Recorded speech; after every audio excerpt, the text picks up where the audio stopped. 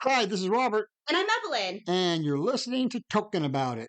And we're very excited because today we're going to be talking about the last little bit of the Lord of the Rings stuff, which is Lord of the Rings Paradies. So we'll get to that in just a second. But quick announcement. As I just said, this is our very last episode of the Lord of the Rings coverage, at least for now. So this isn't an April Fool's joke. April 1st is when our first episode of The Hobbit is going to come out. Awesome. And I am hoping that our introductory episode, because we can finally announce that Evelyn Michael Rose and Amy Redman are going to be our guest hosts for The Hobbit. They've been on this podcast before with the different movie episodes. They're going to be our voices of never reading The Hobbit before and reading it for the first time. So we've backlogged a couple of those episodes because we're trying to be proactive. In this completely audio podcast, I just did finger guns.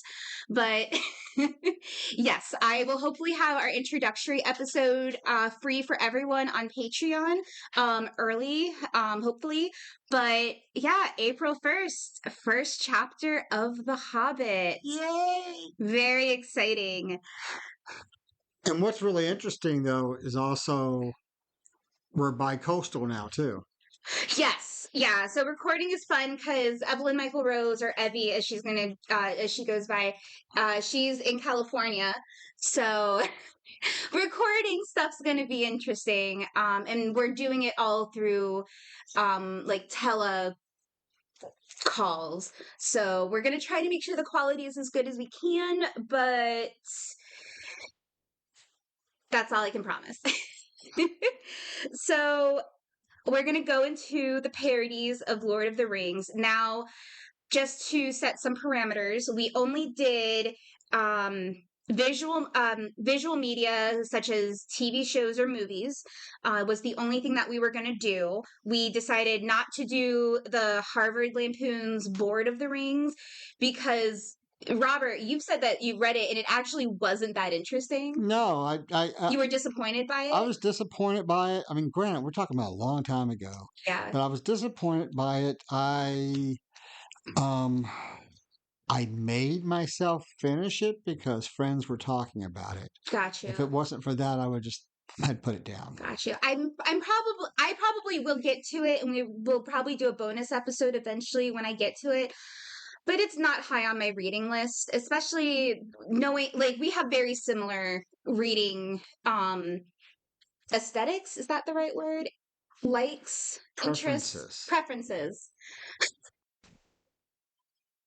Other books that I just rather read at the moment, including rereading The Hobbit, which I'm excited to be on the other side of the table for. I'm enjoying us rereading it a little bit too already. Because I get to do research and look into stuff, and I've already had to look into something and be like, ooh, I shouldn't mention that yet because it's a spoiler. So, I don't know, I feel like giddy. But I get to be on the other side of the table on this one.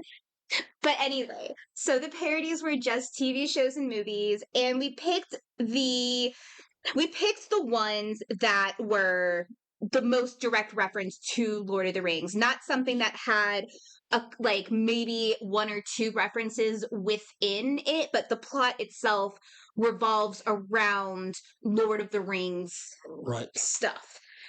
So we're going to do this so we only watched a couple things, but that's how we picked these things. We'll talk about them as we go. But I decided I was going to go in order of pretty much which ones we liked best. So talk about the worst ones first and then talk about the best ones. With one notable exception, we're going to talk about the last one last, just because I think we're going to have a lot to say about it. Okay. And then we'll do like a final, I guess, rating of them. So I'm going to lump the first ones together. So there are two American Dad Lord of the Rings parody episodes. Yes. And I would say that's the one that we liked the least. Like the Lord of the Rings parts of those movies those shows were fun, but Mom also was watching all of this with us too, and like literally like she like after we watched the two episodes, she's like, that was awful.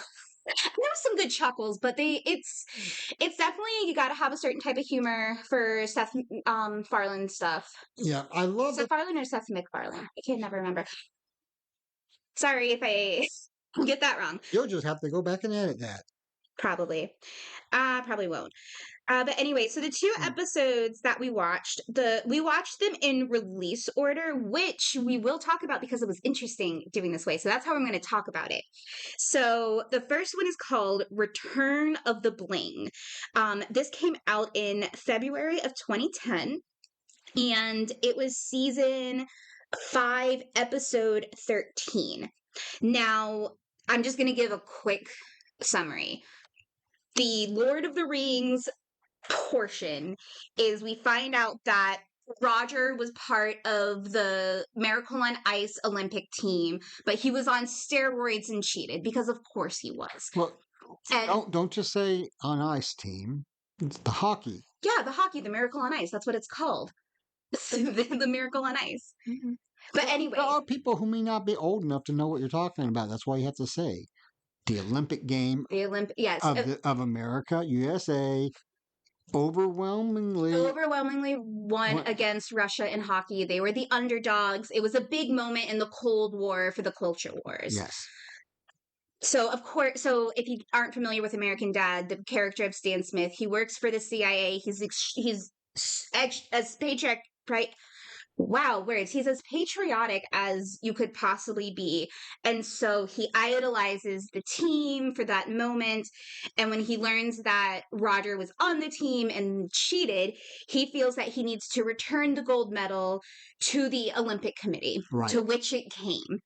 So the Lord of the Rings portion of that episode is the only things we'll talk about, but it basically, as they're going up, Roger starts to look like Gollum and act like Gollum, but Roger is an alien who's very quirky, and so he starts to look and sound like Gollum, but when he's doing the talking with himself stuff, it's kind of fun. And they eventually, like, he tries to stop them from getting to the mountain, and instead of a big spider, he leaves them in the youth hostel. Uh, in Sweden, in Switzerland, yeah, in Switzerland.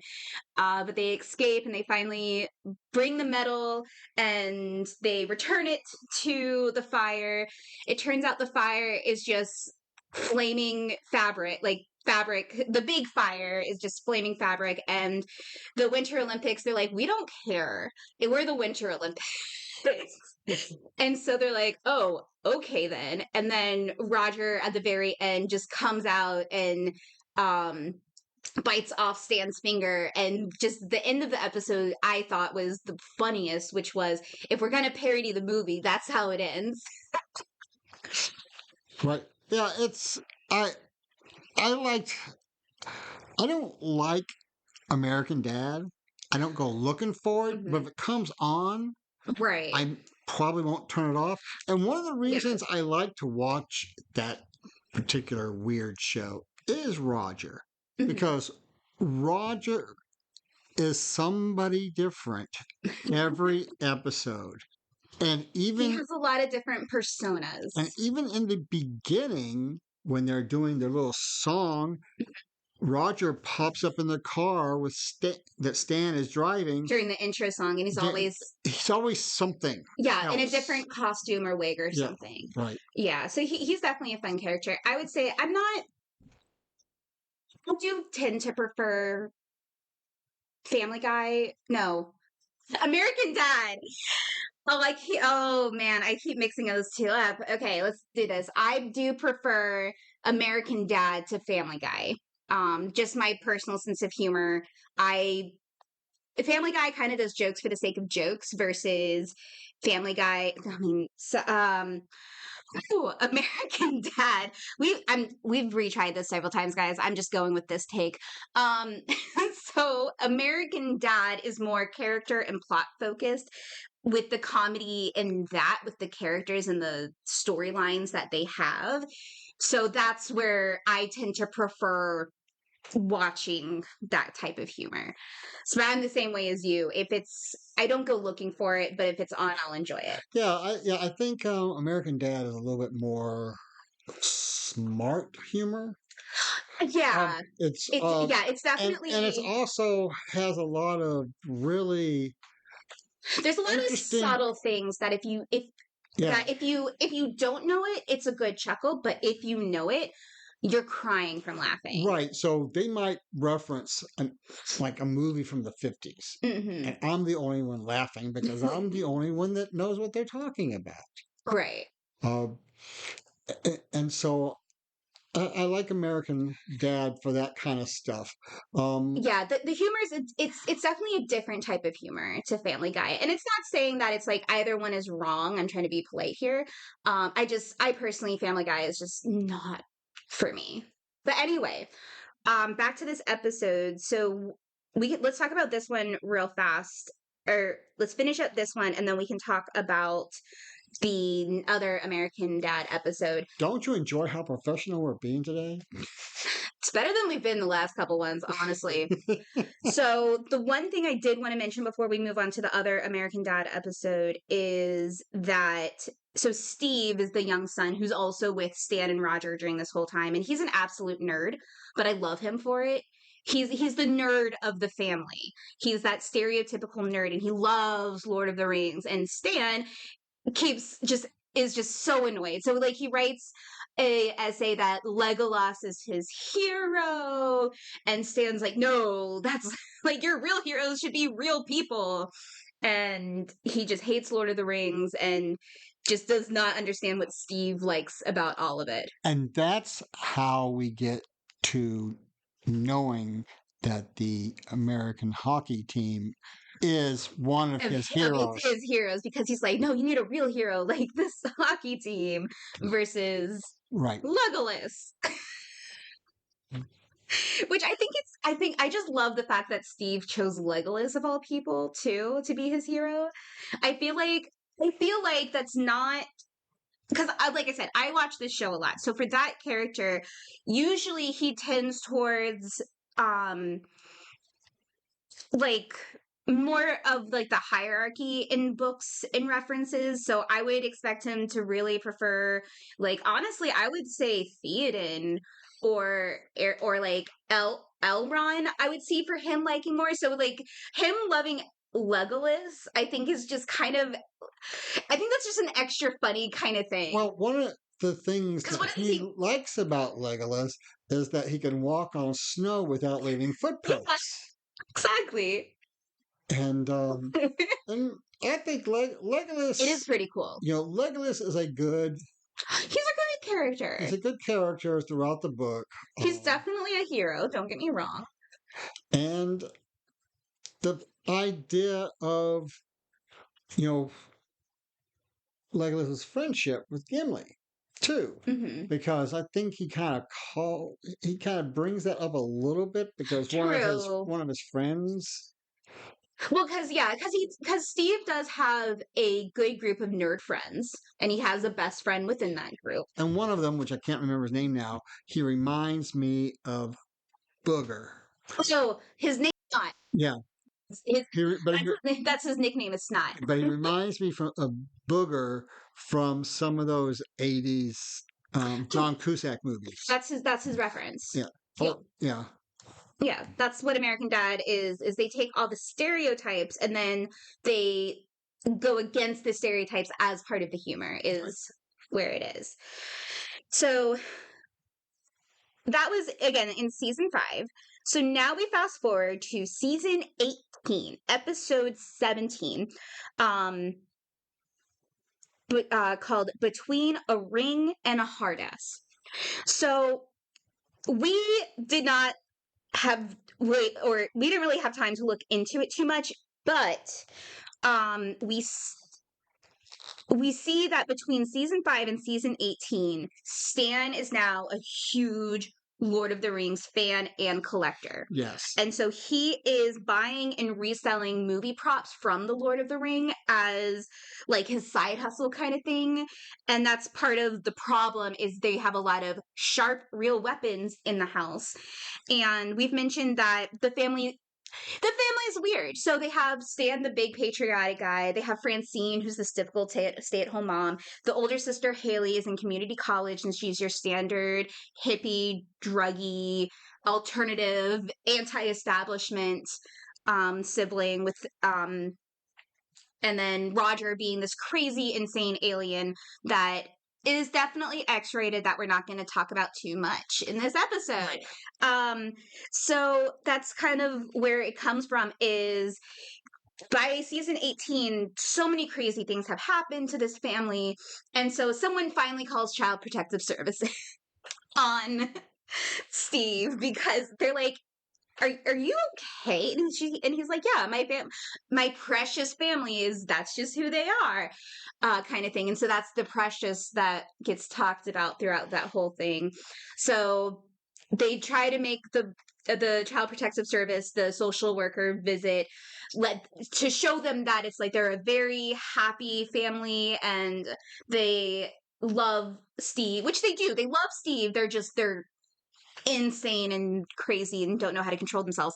But the social worker, they almost get away with it, and then the social worker comes back right as everything implodes with just crazy stuff that's very unsafe.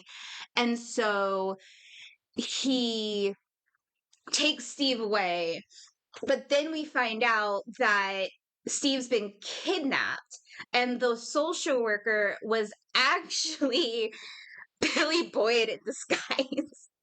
And the actual four actors from The Hobbit, which Billy Boyd and Elijah Wood were, the other two didn't have any speaking roles, so I'm assuming they just couldn't get them. But those were the real voices of of those two, and so they kidnapped him because Stan has a very rare, one of a kind prop from the of the One Ring, so they want the One Ring so they can sell it to fund their passion projects, because they make a joke on all of the cast of Lord of the Rings having a tattoo where they also have another matching tattoo saying that they will support each other's passion projects no matter how dumb, which, I mean, squad goals, that's beautiful, but kidnapping someone maybe a little too far. But and of course they use their mayhem and craziness um to get them back, Right. to get him back, and it's all good. And the real inspector comes and he's like, yeah, he's happy, he's smiling, I can tell you guys love him, that's all we want. So it ends on a good note, but that's where the Lord of the Rings thing comes in.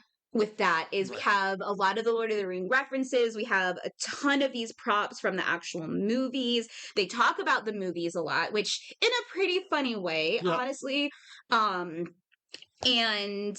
this one I did prefer over the first one a little bit, because the other one had like a side plot going on that wasn't really that funny, but this one was just focused on this one plot with all the characters involved. And I kind of like that because I don't mind the side plots. It's just like when one's better than the other, it's just like eh. But this one, it was definitely more cohesive. But the only question it left us with is, when did Stan become a Lord of the Rings fan? Right. And who knows? Right. I mean, we're talking 13 seasons We are. between them. Yeah. And we don't regularly watch it, so there might be an episode out there that where he just randomly accepts it, or maybe he accepts it after the whole episode before. He might have like sat down and watched it with Steve. Right. We need to stop that because we are trying to make logic fit into the world of. Well, that's why I like American Dad, because there's more logic in that than Family Guy. They do, like, if there's character development, there is seeds of character development within American Dad. Right, but also the humor is more put together for American Dad. Right.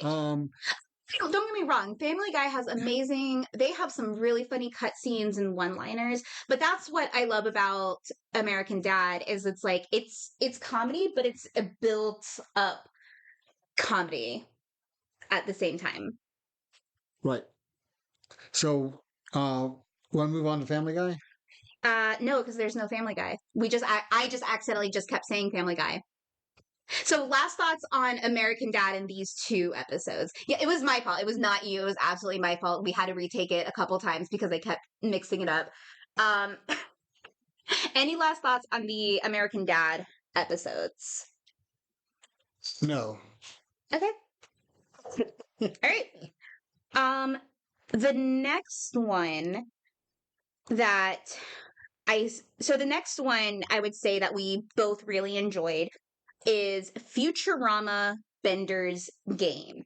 I would say that's the next one in line. Yes, and it's and we And were able to watch it as a movie, right, we were but it was actually what over 3 or well, 4 episodes this originally. is what I was going to talk about. So, anyone familiar with Futurama? Futurama had several issues of switching studios, like going to Fox or leaving Fox, and they got canceled, and then they got um, Pick back. picked back up several times. So throughout what makes up the show's fifth season is basically a bunch of the direct to video, like hour and 45, hour and a half movies that they did while they were figuring stuff out with the studios.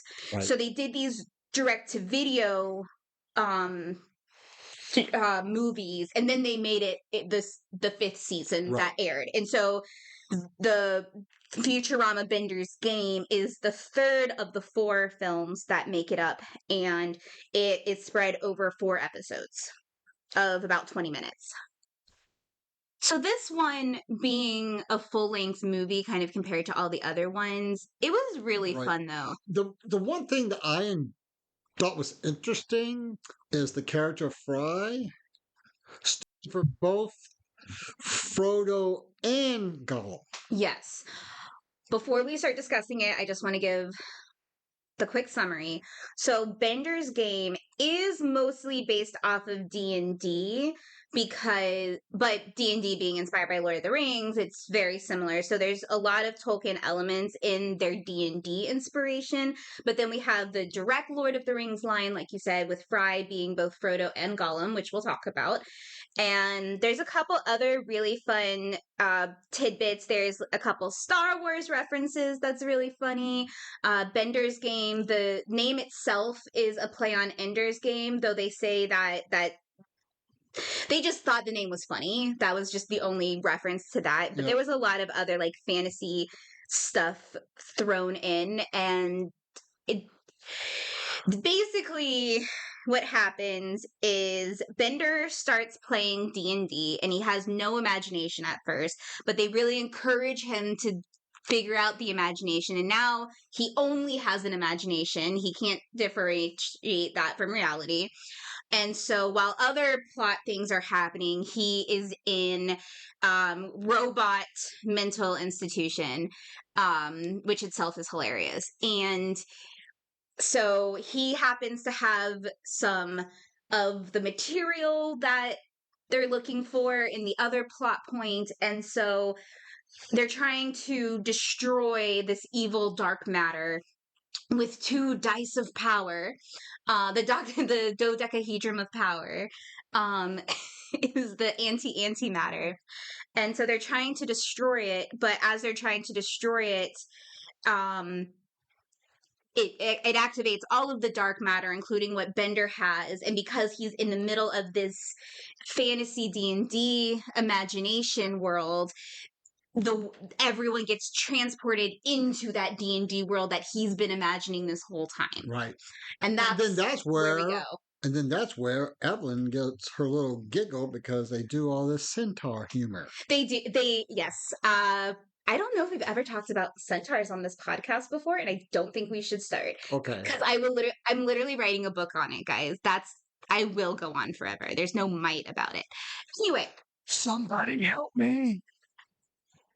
I like centaurs. No one's really written a book about them definitively with mythology and anatomy. I shall fill that void. Uh, I don't go a single day without thinking about centaurs, guys. All right. So anyway, yes, there's a lot of really funny centaur humor. Especially now that I'm really learning about centaurs, it's extra funny to me. But, but yeah, so we have Fry has the dodecahedron of power, and it must be returned to the molten plastic of which it was forged. And it kind of works like a wild magic Right. dice, where every time so it's a D10. That's what a dodecahedron. 12. Was it D12. It is a D12. You're right. Sorry. It's a D12, and so every time it rolls, whatever number it is on this random chart, the stuff happens. Like there is grow, where one of the characters gets very large. There's another mirror enemy where they mirror the same powers that the enemy has. So with that power, Fry as Frodo is now becoming more and more corrupted, as well as getting more and more beat up. So he looks like Gollum. Yeah. And so he doesn't want to actually give up the power anymore. Once he gets there, he's fully corrupted. But it has one of my favorite jokes ever in Okay. about it's my favorite Lord of the Rings joke that I always get a good laugh at. They're exploring the world for the first time, and they're seeing all these fantastical creatures. And at one point, one of the characters goes, "And look, there's even a hobbit." And Bender goes, "No, that's a hobo and a rabbit, but they're making a hobbit." It's such an inappropriate joke, but it's so funny. The first time I heard that, I could not stop laughing. Very inappropriate humor, though. But anyway, so but it has my favorite parody of the Gollum talking to himself bit. Yes. Because Fry, as he's getting corrupted, he's talking to himself and that he needs to kill his fellow travelers to protect his precious. His Precious is what he keeps calling it too, which is Yes. Precious. Because he's from the year 1999 into the future of the year 3000 plus. So he uses outdated slang, which is just, again, hilarious to me, at least. And so while he's doing the talking to himself, his mirror image starts on one of those like QVC commercials, one of those shopping network commercials about this great knife. And like talking about the knife, there's so many Lord of the Rings references in there about like the material that it's made out of, but they do it like a shopping network commercial segment, and it's so funny to me because it's like you have like the normal like they're precious, we must kill them, like the stereotypical, and then as soon as the commercial starts, it's like right into that like stereotypical voice that you think of in the shopping network. Is like, now do we have here, is this what I think it is? I can't believe it's for that price. And like it's like kind of a southern it's funny. Is that real staghorn? Yeah, it's like, is that real stock at this price? And it becomes a running bit. It does become a running bit. So knife is found, someone goes, "Oh, is that real stuff?" Yeah. It's like, oh, is that real Stockholm? When they yeah, which is one of those reasons I love Futurama.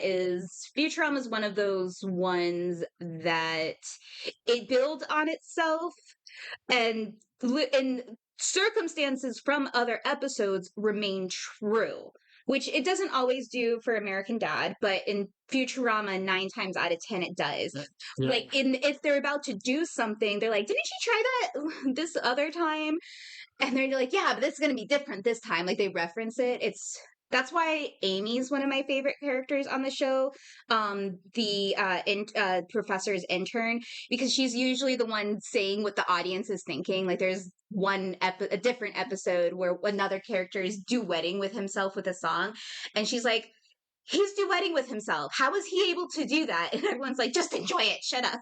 So she's usually the voice of reason, which is pretty funny, but or talking for the audience. But yes. So that's until of course they go on the journey and they have to fight a battle to distract Mom's army. Mom is basically the evil person throughout all Futurama, essentially. Yeah, She runs Mom's friendly robot company, and she's a dictator. yeah, and she's got a Cruella Deville vibe. Yeah, she usually has a Cruella Deville vibe in the regular world, but in the Bender's Game universe, she's kind of a Maleficent slash Saruman combo. She's kind of a Saruman Maleficent kind of vibe going on, where she can like turn like with her color scheme as well as turning into the dragon, but also with like the way that she talks and looks into like her orb to see into stuff. She's very Saruman. So, but yeah, just overall, that one I enjoy.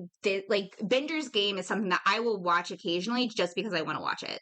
Futurama is something I seek out. I like the show a lot, but this particular one is my favorite of their movies that they've made, and it's just so fun to watch. Because of course, like being a D&D nerd, and now that I've read Lord of the Rings, I caught even more jokes when we watched it this time around. So, what did you think? It was fun to watch. I mean, they always have some outlandish ideas and plot points that end up working. Mm-hmm. There is some very smart writing behind it. Mm-hmm. Also visualization. We're bad at words, guys.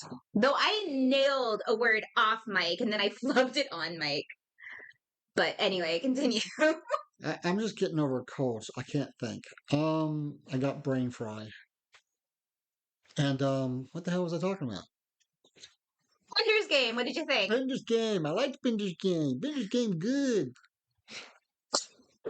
Were there any particular parts that really stood out to you, or any references that you were surprised by or really liked? I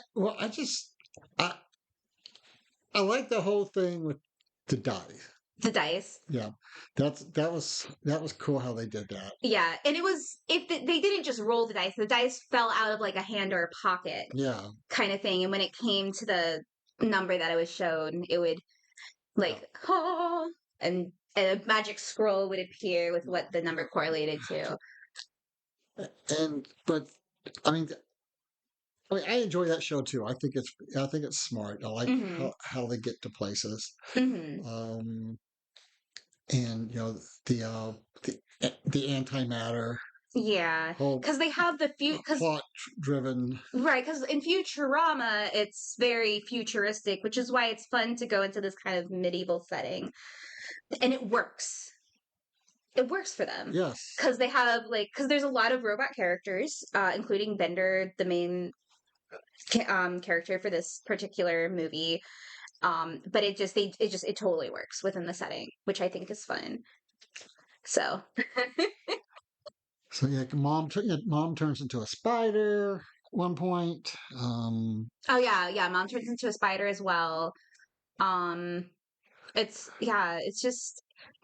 It's definitely it is a D&D campaign that is heavily influenced by Lord of the Rings. Yes. But in the best way, not in a it doesn't feel like it's making fun of it like American Dad did. This is more of a love letter to it. Right. It's inspired by it. Yeah. So it's still a parody, but it's a respectful parody. Okay.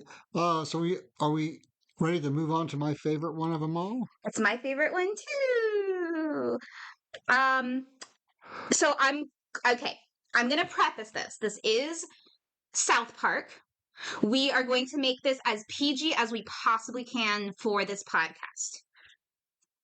Okay, so this is season 6, episode 13, The Return of the Fellowship of the Ring to the Two Towers. And something that I found out about this before I tell you the plot is that this is actually the creators. This is one of their top 10 favorite episodes they ever did. It has a 9.8 out of 10 on Rotten Tomatoes. and they picked it when they did the best of the best episodes they ever did.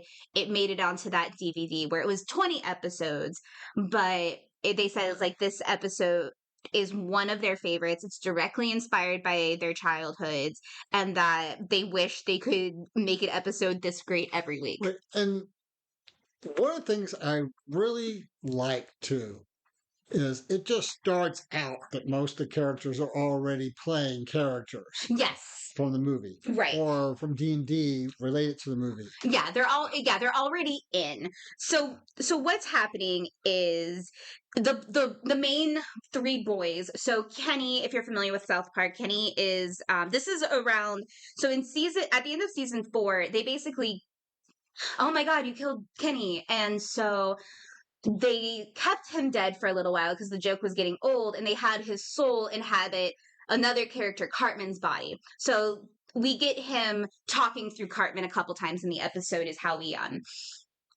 see that the fourth character. But the three guys, they are the main characters, Stan, Kyle, and Cartman, are dressed up as Lord of the Ring characters, and they're playing Lord of the Rings, and you can tell that they've been playing Lord of the Rings for weeks now. And so But they're also LARPing it. they're I wouldn't even say that because they're kids. They're playing it. Right. They're, Yeah. it's not LARPing at this point. It's just kids having their imaginations, because they made their own characters to be within the Lord of the Rings universe Right. too. No one is a certain character. They all just created their own characters as if they were in Right. the Lord of the Yeah. Rings. So Stan is a ranger, Kyle is a paladin, and Cartman is a wizard. That's what it was. You're looking confused. That's what it was. Okay. I've seen this episode so many times. I know. Because I love this episode. Anyway, so Stan's parents ask.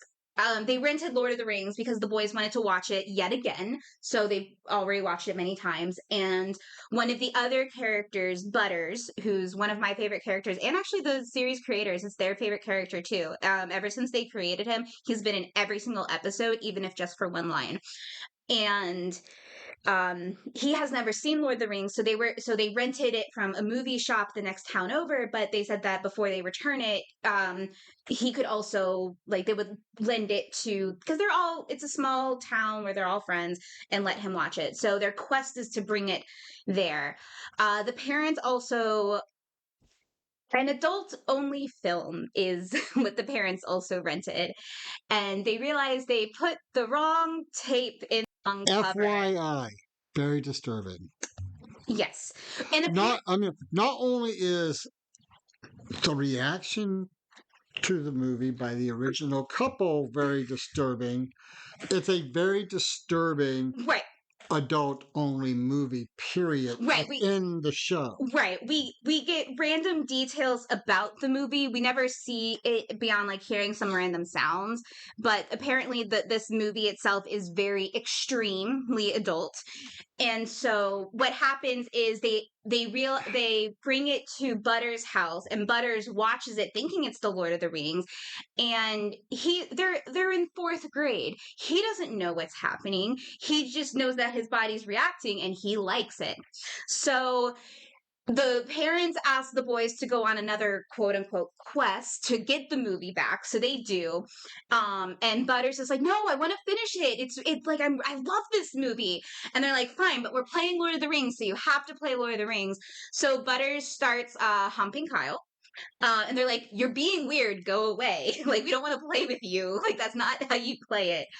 And so Butters basically becomes a stand-in for Gollum, where he's like, it's my precious movie.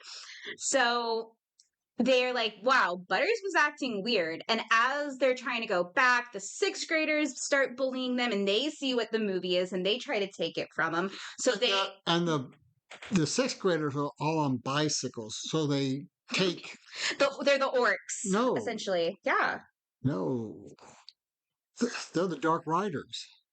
The main ones are the Dark Riders. Yeah, they're like the Dark Riders, and then later the orcs, kind of a both kind of thing. But they definitely have a Dark Rider moment where the boys hide under a tree, where they're like trying to sense them. But yeah, because the one guy even starts sniffing around. Yeah. So they decided like this movie is making people act really weird. So we're gonna call our council together, which is all of their friends. So they all meet up in their friend's backyard, and they're all in different characters with all like with kids' imagination costumes that they made themselves, which is adorable. And so A they're lot of aluminum foil on top of cardboard. yeah, it's great. And so they asked Tolkien the Black to who it's funny because in recent seasons he was Token Black, the Token Black character. But in recent seasons they revealed that his name is actually Tolkien, named after Tolkien. Yeah. And there's a really funny episode about that later, but I didn't think it really fit into this parody thing. It was just more about people being like, wait, that's your name? um, but anyway, so he's chosen to watch just a couple minutes of this movie to see why people are going crazy. And so he's fully dressed up in his imagination. He goes into the house.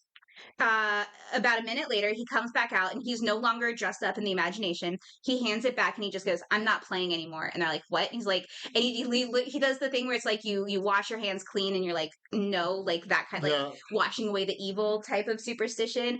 And he's like, "I'm out." And he just walks back in, like goes back into his house and just sits in a chair. So the boys are like, okay, so we have to return this movie.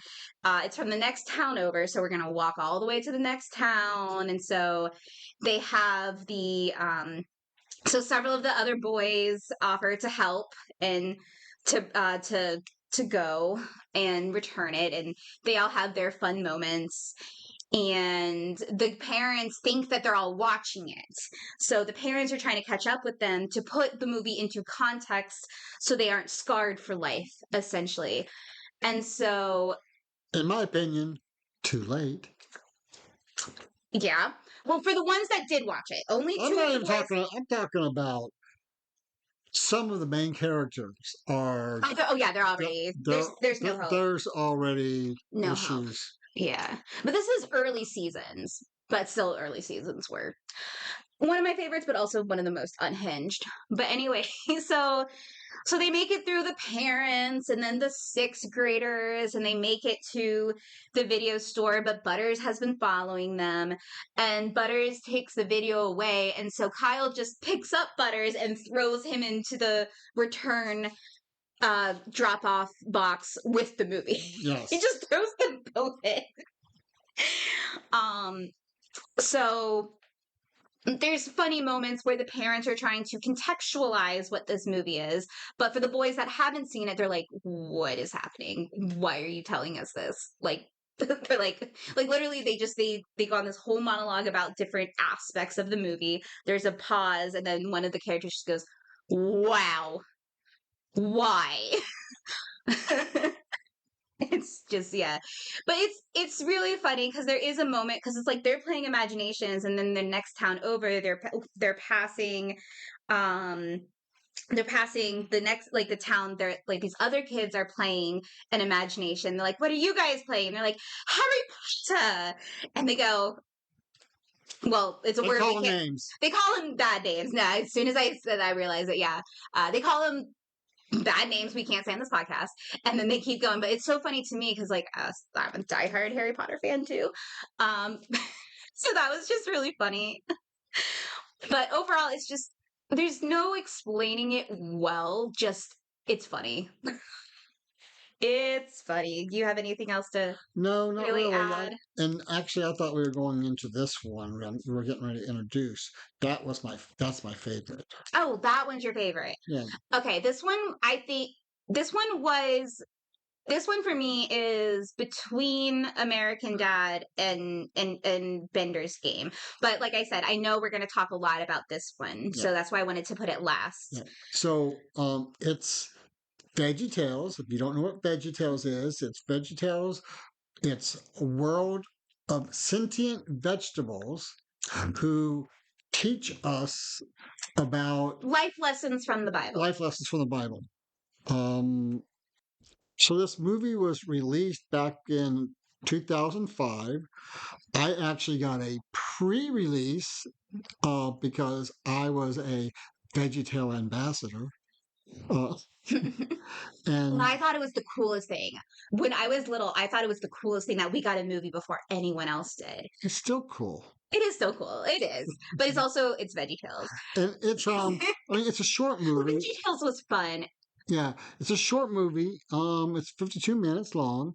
Um, there is a little bit that you need to know about VeggieTales to get some of the humor, Right. but mostly But no. because this is like 5 years into VeggieTales being a thing at this point. Right. Because I remember two very important things from this particular movie is usually the VeggieTales movies had two or three mini stories in them.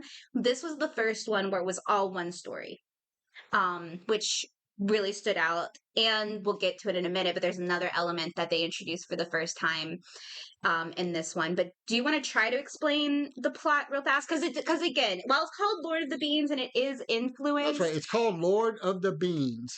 but it's like we literally haven't watched it since I was probably like 10. And so we really forgot about the plot and it does not follow the books very much. Well, it does and it doesn't. Right. There's a lot of reference to it, and you can tell that they're going really out of their way not to hook it up to it. Like, Or do any other property infringement. right, Because they actually call this so there's a second elf that shows up that's the Legolas person's brother that they call the non-infringement elf. right. But he's just like the Keebler elf and he acts like the Keebler. Which I didn't realize it until like halfway through with a joke because of a joke. We'll get to, but like Legolas's name is Legolam. Gondalf is Mondolf. Mondolf, and Aragorn is Ear of Corn. Aragorn. And it's just And Gimli is Grumpy. Gimli is grumpy. Grumpy the Dwarf. Yep. And it's just But dressed like Gimli. But it would have been funnier if it right, had the grumpy hat. But the first time we ever watched this, we had to pause it because we were laughing so hard because the orcs are replaced by sport. My mother, like, again, rewatching this, my mom was on the couch on her phone, not paying attention. But as soon as that thing, like that scene came on, she put her phone down to watch and she still cackled. Because I vividly remember thinking it was funny, but not as funny as us having to pause the movie so mom could laugh for a solid minute. And that was the funniest. That was funnier to me. It's just how, because I mean, the first time you see it, it's so off guard when they say the sporks, and it's the first time they introduce utensils, but the sporks instead of the orcs. And I thought mom was gonna spoil herself. Right. That's how hard she was laughing. You know, in the movie, these Otrakai orcs, they're being birthed out of the earth type of thing, right? Versus this is and so the sporks are it's the materials being sent into a mold, and then mold opens and four of them pops out. But it was really interesting, in my opinion. That was one of the more interesting parts of it that they kept in with Lord of the Rings is Tolkien's hatred of the industrial complex and how they say it's like there's the natural and then there's the unnatural. And that's when we see the sporks and the first time we see utensils. But yeah, go ahead and tell the plot first. We keep getting ahead of ourselves. So it's the bean. Yes. Instead of a ring, it's the bean. Yeah, and it's Bilboy instead of Bilboy. Bilboy and Toto instead of Frodo. And so we start with the entrance, from the movie. Yeah, basically from the movie. The wizard is on his horse cart, coming into town, and him and Toto have a small exchange, and then the wizard just starts laughing, and they both start laughing together. And it goes on to be one of those embarrassing laughter moments. Well, one of them's annoyingly like too much laughter. Right, Where it's because like, wrap it up yeah, here. It's yeah, too much. yeah, because you know It's not the that Windsor funny. just keeps laughing and laughing, and you know the But anyway, so they're there for Bill Boy's 22nd, no 212. 200 no, it was 200, it was 222nd, but what was the way they phrased it? It was like 11:1. It was like Yeah, 22. That's what it was. 22. 222 birthday. Yeah, And we kind of get this like I have everything but I'm unhappy kind of song from him, and we get notes from Mondolf that he's much taller and has much nicer things. right. Well, and that's something I thought was interesting because something that we joke about is what did Bilbo do to be so rich? Well, the movie VeggieTales answers that. Mm. The bean makes anything you wish for. Yes. And he says business has been good. Yes. I will say though, in The Hobbit, we actually do a deep dive on it in in the first episode. So look for that. But yes, so one of the jokes about it is he's played by one of the asparaguses. Yes. And so all of the other asparagi, that's what I'm choosing to say. The other asparagi, that, including Toto, are shorter asparagi, and Bill Boy is much taller. And then, and so they decide that they're going to destroy the bean. Mm-hmm.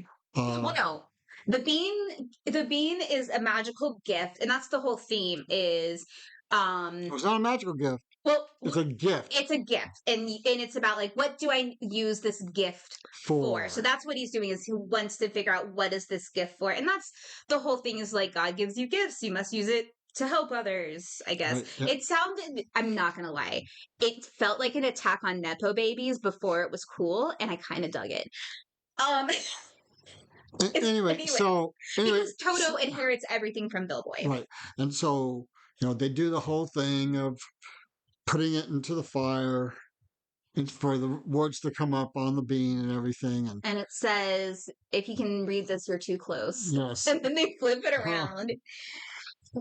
But then they go off on their little wander, and so well, yeah, but so Mondolf collects the fellowship of the bean like directly at Toto's house, like right at the beginning. They just go over that where we have the introduction to them, to the three other characters, and then the Keebler looking non-copyright infringement elf.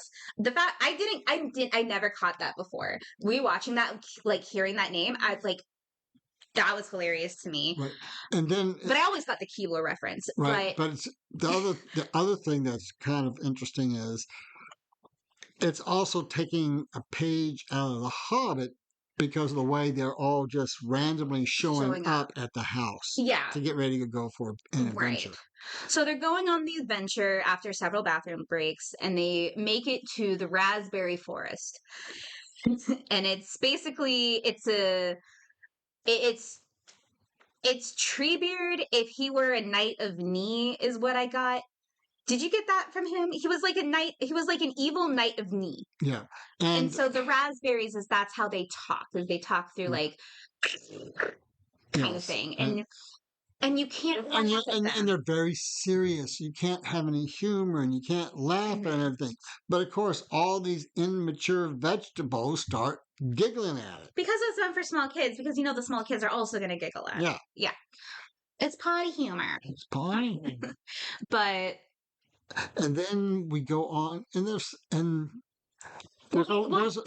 insult them, so they're put on a tower, much like Gandalf is on a tower, but they're all there. And this is what I thought was so funny. We suddenly see an eagle in the distance. His face already. I love this part. I can 100% forgot about this part until rewatching it the other day. So the eagle comes, and so Mondolf's like, "All right, everyone, get on the ledge, and on the count, and when I jump, we all jump, and the eagle will carry us to freedom." And so they jump, and they all just fall to the ground, and the eagle's like, What was that? Did you think about you? You just jumped on me? I'd fly you anywhere you want. No. Like the eagle is so offended. Right. And he just flies off. And dad just goes, so that's why the eagles didn't help. That's why the Eagles didn't help them. But then It the was other, so and funny. then and the little bitty thing that I forgot that this is where I got it from Hmm. until we saw this again the other night. It's not Saruman, it's Scary Man, Oh yes. Instead of Saruman, it's Scary Man. Scary Man, It's yeah. and Which is and we both think that that's where the little nugget of inspiration came from. We think that one of their kids or one of their friends' kids or something said Scary Man instead of Saruman, and they're like, "That's the show." well, I actually think somebody was in the kitchen anyway. It's like, I am the Lord of the Beans, holding a can of beans, and that's where it came Maybe from. But who knows? If you've never seen the VeggieTales, VeggieTales. do yourself a favor. It if you were a church kid in the late 90s, early aughts, you have a very specific humor, and this is why. Like I just started singing Barbara Manatee out of the blue. And I know you're about to get ahead. I'm not going to do it, but different stuff like And you're not the only one of your age group that I know does that. people like other people that were in our youth group around the same age. We're all in our 30s now, and randomly we just will start belting out a silly song with Larry. And it's because VeggieTales, it was like all the Bible stories, but they also had just really random but clean humor and just really random stuff. Yeah, and instead of they technically do a silly songs with Larry, but This time. this time But too, he's because in because no, but he's an he's elf. He's an elfish impersonator. impersonator. Song So he called is singing. Elvis. He's singing this Elvis Instead type of Elvis, he's tune. elfish. He's elfish, but he's got the white sparkly Yeah. jumpsuit on, And and he's got Elvis hair. he's singing just like Elvis, and he's talking about his elf baby. And then the girl comes on and she just starts screaming in an incomprehensible language, and the subtitles are, "Why are you following me? Why are you singing? Leave me alone, you strange cucumber." And she runs off, and it was too fast, and I actually tried to look it up, but I couldn't. But I wonder if it was actually and like Elvish at all. We If they used wonder real Elvish, if they used it's real just Elvish. gibberish. Um, But it was just really funny. And then at the end of the silly song, the gourd who plays Legolas rips the ears off of Larry, going, "You're not an elf, you're an elvish impersonator," and like chases him off screen. And Larry makes the like, because it's very meta humor too. He makes the comment, "Oh, give the gourd an elf ear and a bow and arrow," and suddenly he's an elf. So it's funny and because in VeggieTales they know that they're the characters playing the other characters. yeah, They'll flub, like they intentionally animated. Like it wasn't in this one, but in another one where someone flubbed their line or like didn't come in at the right time with an entrance. They do this a lot throughout the different shows and episodes, and they'll go, "Larry, that's your cue. But I look stupid, but that's the show," and it's ridiculous humor, and in rewatching this, it's like, oh, that's where my humor comes from. and also so the Gollum stand-in character is another gourd. He's the French gourd. He's a Oh, French no, the romantic Spaniard. He's the romantic stand-in Spaniard gourd, gourd. but Instead of so instead of him being named after, no, he is named after the sound he makes, which is aha, no, ahem. ahem. Oh yeah, I say Not ahem, ahem. And so he's Couple jokes where people go ahem and he goes yes, which is kind of cute. But yeah, so we have that where he had the bean and he had everything he ever wanted. And then he woke up one day and the bean was gone and he lost everything because he refuses to work and lift a finger for himself. He doesn't even wash his own hair. Because it shows you what the greed will do, which again, like that was the part where I went, is this an attack on Nepo baby? Um, but anyway, so they go through the sporks. Sorry, the sporks are trying to follow them. So the fellowship, because Toto is the only one that can go, it like fit in a certain way because he's so short. So they go to this other door, and so it's like they were at the blue door. Now they need to go to the red door. They look at the red door where it is, and they're like, "That's yellow," and they're like, "It's named for the light the sun makes it at sunset here. Don't take everything so literally." And then later, it's like there's like a couple random symbols, and it's like a whole paragraph of speech. And someone goes, "Wow, efficient language." And it's like, "Yeah, you can fit a whole novel on the back of a napkin." And that's when I turned to you and said, "Oh yeah, now I remember where my humor comes from." It's just those random little things. So they're able to defeat the sporks by the totally not the keyboard elf running into a tree and baking cookies and offering them cookies. So they're on their side But now. this is what was weird. This is why it caught me off guard. This character has had to make bathroom breaks all along. Yeah. And he says, "Ooh, a bathroom." He goes into a tree and comes out with cookies. No, he says, "I'll be right back." He sees the Or, tree and goes, "Oh, I'll be right back." And yeah, because they've set him up to be going to we, use the bathroom, it's that's just what you think he's gonna do. Because that's what they say. It's like, now you need the bathroom kind of thing. So you think that's where it's going, and then he yeah. pops out with cookies, like the Keebler elves, which is just Which the orcs love and become good yes, they become because good of these of the great chocolate chip chocolate cookies. chip cookies. Yes, but anyway, so Toto goes to the land of woe, and Whoa. they basically it's like it's a poor desert place. There's no water, food. All these people are struggling, and so he goes, "I know what my gift is for," and he drops the bean into a well, and it creates water and a spring and vegetables and humans come to life. Oh my god, they eat vegetables. They grow and eat vegetables, Dad. I probably thought about this as a kid, but it just hit me now that the vegetables also eat vegetables and grow vegetables. But none of the vegetables they eat are Sentient? are the same, even the same species of the ones that are doing the show. True. It's all like corn and wheat is what they actually Corn, show. wheat. I think there's a pumpkin. Yeah, yeah, because there's yeah. So yeah, you're right. It's the stuff that they are not. Yes. Okay. Okay. Okay. I'm okay. Okay. Okay. Now, the other interesting thing that I and Evelyn, both being VeggieTale fans from way back when, um, Bob the Tomato's not at all in the show. Right. He's He's the narrow so we watch so unfortunately it was not available for streaming anywhere that we could find, and our DVD has been lost to the throes of time. So we did find it for free on YouTube that was offered by the studio, but it was only that portion. Part of VeggieTales is they're actually on the kitchen counter talking about it before and after, and so Bob the Tomato, that's where he's at, but that was not part of the free content that we were able to find. Um, so unfortunately, we did miss Bob the Tomato. I love Bob the Tomato. He's awesome.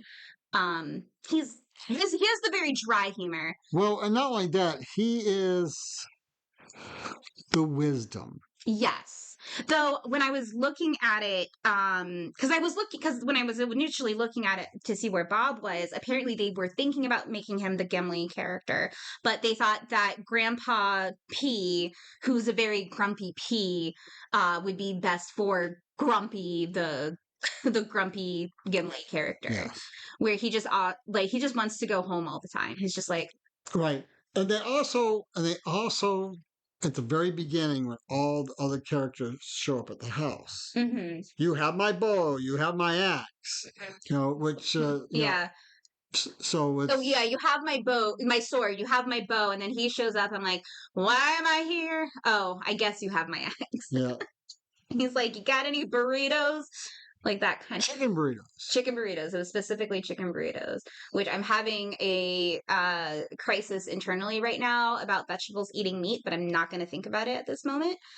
Because I already have several other rabbit holes, including my centaur rabbit hole that I am obsessed with. I can't dedicate more brain space to something else. You done? Maybe.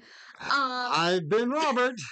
Well, did you have any other thoughts about No, VeggieTale, like no, the Lord of the Beans, or the other parodies in general, no. or other parodies that we didn't talk about? Well, I just, it was, except for the last two, I really didn't enjoy the parodies. I mean, they they tried too hard. Okay, so you're talking both American Dad and Futurama. Well, yeah, I would agree, though, with American Dad at least. they Like it was, tried too hard.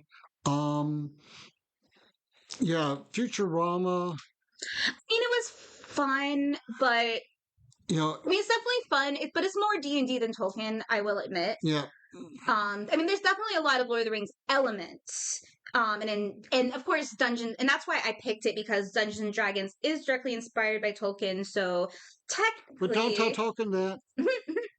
but Um, I mean, it's a law of physics, something like that. so yeah, But yeah, I would agree that it's not as Tolkien-y as the other ones. But again, like, I mean, but everybody, I mean, almost every show that was on TV when the first Lord of the Rings movie came out, they did do something they with it. had some type of parody, some type of long running joke through an episode or Mm. something. I mean, and I'm surprised that's they what, didn't include but those that's because also cool. That's also cool because, it's a movie influencing culture. yeah, it's a cultural phenomenon. And well, but it wasn't just a cultural phenomenon. It influences the culture Yeah. because people thought it was interesting enough that, and I Met Your Mother. How I Met Your Mother. You know, they have a couple episodes where there's just some throwaway lines, but you know what they're talking about, and it kind of But there are those throwaway lines about Lord of the Rings, about the books and the movie, shows you how ingrained in culture it is. right, and how. But even in How I Met Your Mother, even with just that little bit of runoff, from that tokenish, Hmm. it it's something good that they're talking about. Yes. Yeah, most of these parodies are, they enjoy Lord of the Rings. Yeah, they enjoy Lord of the Rings, or they use it to make a backhanded comment that's positive type of thing. Yeah. You know, and Hmm. I just always think that's pretty cool. Yeah. Yeah, absolutely it is. That it really has that positive connotation. Like they'll make fun of like certain little aspects of it, like sometimes it takes itself too seriously, but it's still like a good one. Like the Simpsons have a couple random throwaway lines here and there with it, but even, I mean, look at Game of Thrones, the book, George R. Martin was influenced by Tolkien a lot, and the show was there's definitely a lot of elements that was directly inspired by the Lord of the Rings films, and not necessarily the films themselves, but the techniques of the films they used for this high fantasy setting. And then we see Game of Thrones at the beginning was a cultural phenomenon in itself and got a new generation, basically a newer generation of people that appreciated Lord of the Rings wanted to see it and start watching it and got even further into fantasy because of it. Right. We're not going to get into those final couple seasons where they go off book and off balance.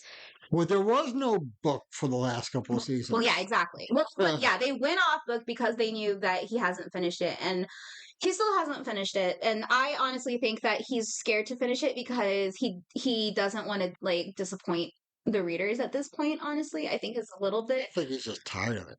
That too. He could easily be tired of it, and just everyone hounding on him. So I honestly don't think we're ever gonna get it. But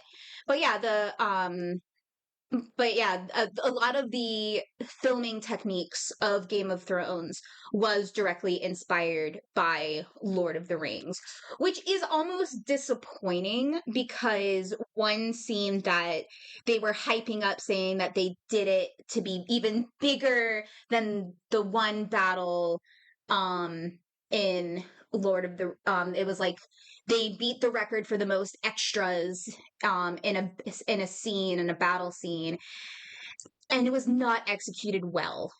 They did not execute that battle scene well, Right. which was a big disappointment to the fans.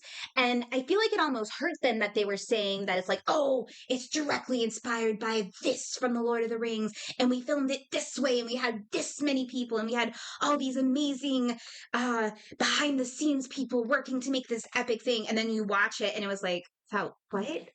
Like, one, you couldn't even see it because it was too dark. And two, it was like so short. And it's like, all that for that? So in some ways, like we do see something that we talked about with the literature is sometimes being inspired by Tolkien is a hindrance because you don't have enough original stuff, or you try too hard to be like him where it comes off as dumb or a direct ripoff. Yeah. Like I know I talked about Aragon before, where it was a fun book, but rereading it, it's like, oh yeah. I mean, they even used the name. That's what kind of ticked me off to start with. They used the name so you see it on a spine of a book when you walk into the bookstore, and everybody knows Aragorn. Aragorn. And so So they we pick see up Aragon. pick up the book, Mhm. and they try to and Yeah. you know I mean, it's, yeah, again, I saw a really great meme about it the other day where it's like, this is like Aragon when it came out, it was amazing. He was only 15 when he started writing, when he wrote the first book. And now I'm looking back like, yeah, you can tell. But that being said, you can see him improve with his work. I'm going to give him that. I cannot pronounce his last name for the life of me, so I'm not going to try. But the author definitely got better with each book. right. Um, as he grew as a writer. But I think that is what hindered him a lot is he did try to be too much like Tolkien. And that's why I actually kind of appreciated the way he ended it. I used to hate the ending, but now I appreciate it because he realized he was going too far to Tolkien. So he did actively try to go away from the model and came up with what I thought was an original ending, which pissed me off at the at the very end because I'm like, no. But now I'm like, oh no, now I get it. Now I appreciate this. This like and to me it wasn't a like doing the opposite of it just for the sake of being the opposite, like his Dark Materials. But I need to be more original, and Right. it encouraged him to be more original. So the end does make sense from point A to B throughout the writing. So, yeah. Yeah. Well, this was a longer episode than I thought it was going to be. I'm sure we're going to end up having to take some stuff out Maybe. because we go down some weird rabbit Well, I holes. did have to restart because I kept saying Family Guy and American Dad interchangeably. So we'll see how that goes. But yeah. Um wow, that's it for our Lord of the Rings coverage. That's interesting because we are right at our 4th anniversary this month. Actually, no, last month. February was our 4th anniversary, which we still haven't done our 3rd anniversary stuff. So we're working on it, guys. It's just the people we're recording with are very busy for what we were trying to do for our anniversary thing.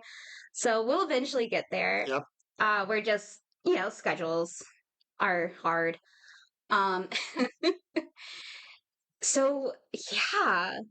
Our next episode will be, in fact, the start of The Hobbit. Yeah, and yeah. So I think that's it then. Oh my God, that's it. There's more we can talk about, but we don't. For this topic and for Lord of the Rings, but we felt that this was a good way to end it. With the different inspirations, just a little taste of everything. We'll probably revisit with different stuff here and there for bonus episodes. But I can't wait until the Rings of Power start again.